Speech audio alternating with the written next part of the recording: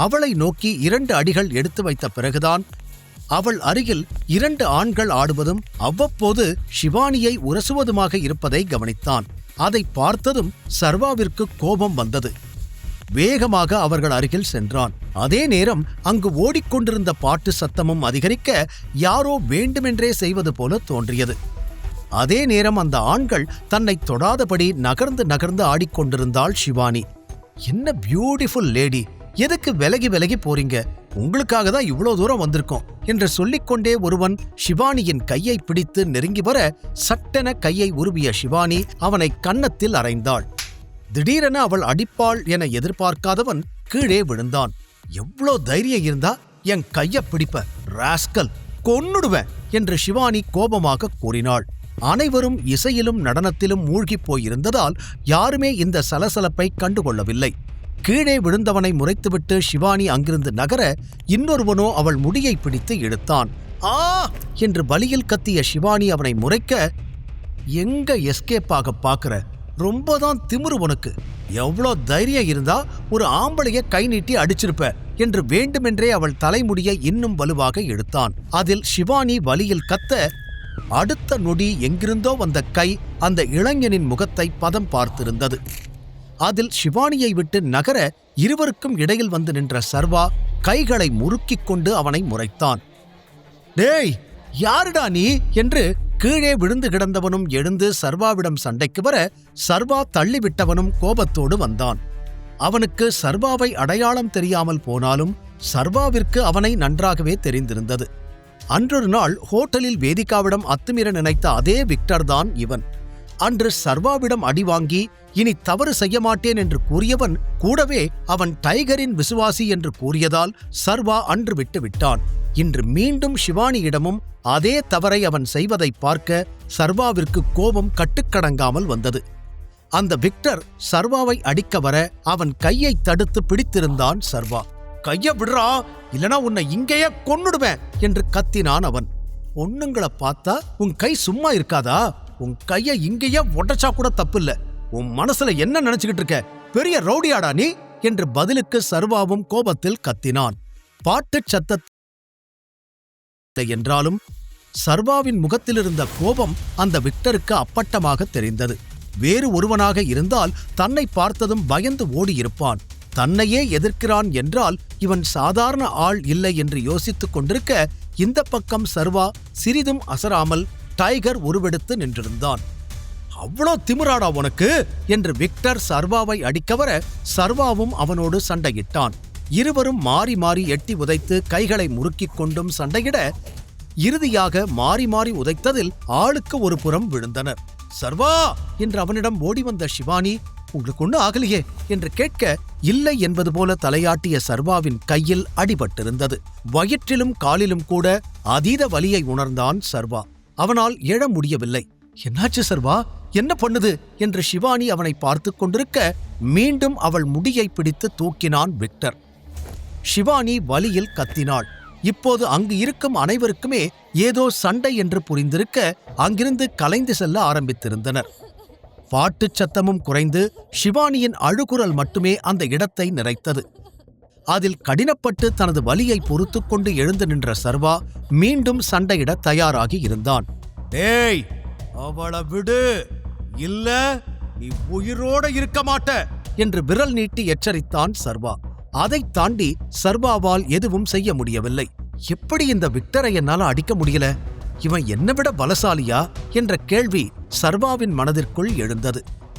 இன்னொரு பக்கம் அவனை பார்த்து திமிராக சிரித்துக் கொண்டிருந்த விக்டர், என்ன பெரிய ஹீரோவா? நீ சண்டை போட்ட உடனே பயந்து ஓடிடுவேன்னு நினைச்சியா? இந்த ஏரியாவுக்கே நான் தான்டா டான். என் மேல கை வச்ச உன்னை என்ன பண்றேன்னு பாரு என்று கோபமாக கூறியவன், டேய், இவன் அடிச்சு தூக்கி வெளியே போடுங்கடா. இனிமே கனவுல கூட இவன் என்னை பத்தி நினைக்க கூடாது என்று தனது ஆட்களிடம் கூறிவிட்டு ஷிவானியை அங்கிருந்து இழுத்துக் கொண்டு முன்னேறினான். என்ன விடுடா, என்ன விடு, டேய் விடு என்று ஷிவானி கத்துவதையெல்லாம் அவன் பொருட்படுத்தவே இல்லை.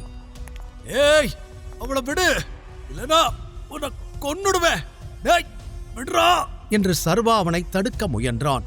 ஆனால் முடியவில்லை. மிகவும் பலவீனமாக இருந்த சர்வாவால் விக்டரையோ அல்லது அவனது ஆட்களையோ எதிர்க்க முடியவில்லை. அதனால் செக்யூரிட்டி, செக்யூரிட்டி, யாராச்சும் இருக்கீங்களா? இங்க கொஞ்சம் வாங்க ப்ளீஸ், செக்யூரிட்டி என்று சர்வா அடுத்ததாக கத்தி அழைக்க யாருமே உதவி செய்ய வரவில்லை. அங்கிருந்த மொத்த கூட்டமும் தப்பிச் செல்வதில்தான் கவனமாக இருந்தனர். என்ன கிளப் இது? செக்யூரிட்டியை கூப்பிட்டா கூட யாரும் வரமாட்டாங்க. என்ன நடக்குது? இந்த பிசினஸ் ஏன் இவ்ளோ மோசமா இருக்கு? சூர்யா இதெல்லாம் ஏன் கண்டுக்கவே இல்லை? ஒருவேளை தெரிஞ்சேதான் இப்படியெல்லாம் பண்றானா? அவன்தான் ஒருவேளை ஸ்பையா இருப்பானோ? என் பிசினஸ அழிச்சு ஆதிசேஷனை என் இடத்துக்கு கொண்டு வர நினைக்கிறானோ என்ற அரை நிமிடத்திற்குள் மனதில் பல கேள்விகள் வந்து போக, நிலைமை இப்படியே நீடித்தால் பிசினஸ் என்ற ஒன்று இல்லாமலேயே போய்விடும் என்பது சர்வாவிற்கு அந்த நொடி தெளிவாக புரிந்தது. அதை மனதிற்குள் குறித்துக் கொண்டவன் விக்டரை தடுத்து, உன்னை கடைசியா வார்ன் பண்றேன், அவளை விட்டுடு, இல்லனா நீ ரொம்ப வருத்தப்படுவ என்று கத்தினான். அதைக் கேட்டு சத்தமாக சிரித்த விக்டர், முடிஞ்சா ஒன்ன முதல்ல காப்பாத்திக்கோ என்று சர்வாவை தள்ளிவிட்டு தன்னிடமிருந்து தப்பிக்க போராடும் சிவானியை இழுத்துக்கொண்டு அங்கிருந்து சென்றிருந்தான். சர்வா அவன் பின்னால் செல்ல போக விக்டரின் ஆட்கள் சர்வாவை சுற்றி வளைத்தனர்.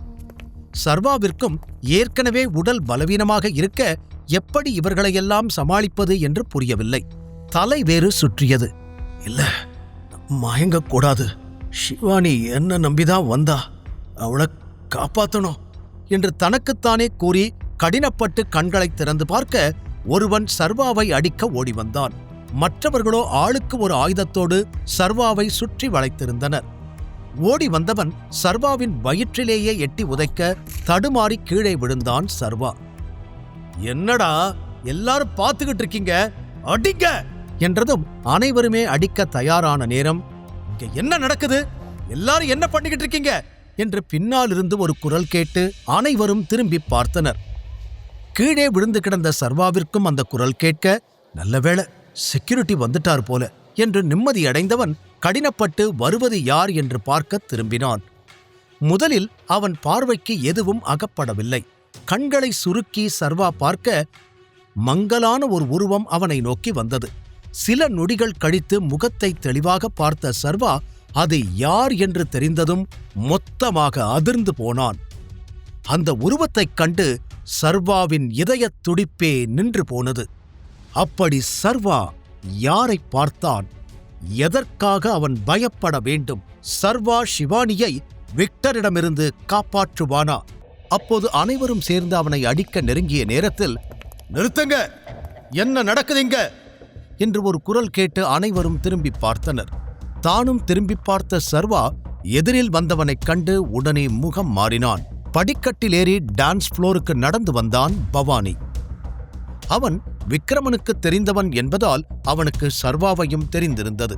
அவனை பார்த்து அந்த அடியாட்கள் அனைவரும் வழிவிட கீழே விழுந்து கிடந்த சர்வா அருகில் வந்து முட்டி போட்டு அமர்ந்தவன், சர்வா, உங்களுக்கு என்னாச்சு? உங்களை யார் இப்படி பண்ணது என்று அடுத்தடுத்து கேள்வி கேட்க சர்வா பதில் சொல்ல முடியாமல் மெல்ல எழுந்து அமர்ந்து அனைவரையும் பார்த்தான். சர்வாவின் கண்களில் கோபம் அப்பட்டமாக தெரிந்தது.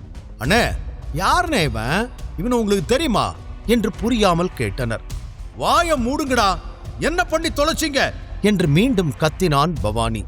விக்ரமனுக்கு நெருக்கமானவன் என்றால் சர்வா டைகருக்கும் நெருக்கமாக இருக்கலாம். அதனால் அவனை பகைத்துக் கொண்டால் பிரச்சனை வரும் என நினைத்த பவானிக்கு அடுத்து என்ன நடக்குமோ என்ற பயம் அதிகமானது.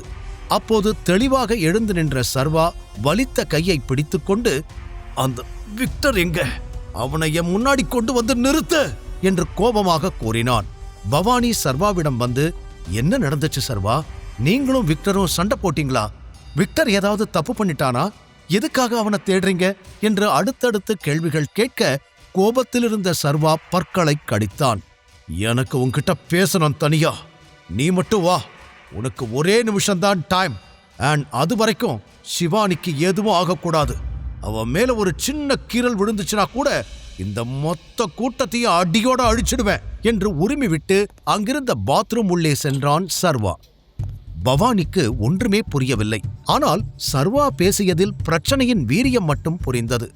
என்ன பண்ணி தொலைச்சாங்கன்னு தெரியலையே, இந்த விஷயம் மட்டும் டைகர் வரைக்கும் போச்சுன்னா அவ்வளவுதான், என் கதை முடிஞ்சது என்று பதறி போனவன், என்னடா எல்லாரும் வேடிக்கை பார்த்துக்கிட்டு இருக்கீங்க, உடனே விக்டர் கிட்ட போய் பேசுங்க அந்த பொண்ணை எதுவும் பண்ணக்கூடாதுன்னு சொல்லுங்க, அவனை உடனே நீங்க திரும்பி வர சொல்லுங்க என்று அடுத்தடுத்து கட்டளைகள் கொடுக்க, அதெல்லாம் சொன்னா அவர் கேட்க மாட்டாருன்னா அந்த பொண்ணை இழுத்துக்கிட்டு வெளியில போயிட்டாரு என்று ஒருவன் கூற, அதெல்லாம் எனக்கு தெரியாது, விக்டர் உடனே இங்க வந்தாகணும், அவனை எப்படியாவது வர வைங்க, இல்ல நம்ம எல்லார் கதையும் முடிஞ்சிரும் என்று கத்திவிட்டு சர்வாவின் பின்னால் ஓடினான் பவானி. உள்ளே வந்த சர்வா வாஷ் பேசின் மீது கைகளை ஊன்றி நின்றான். என்ன செய்வது என்று அவன் மனதிற்குள் பெரும் குழப்பம் ஓடிக்கொண்டிருந்தது. ஷிவானியை எப்படியாவது காப்பாற்ற ஒன்று இங்கிருக்கும் அனைவரையும் கொலை செய்ய வேண்டும், இல்லையெனில் தன்னுடைய உண்மையான அடையாளத்தை இவர்கள் முன்னால் வெளிப்படுத்த வேண்டும்.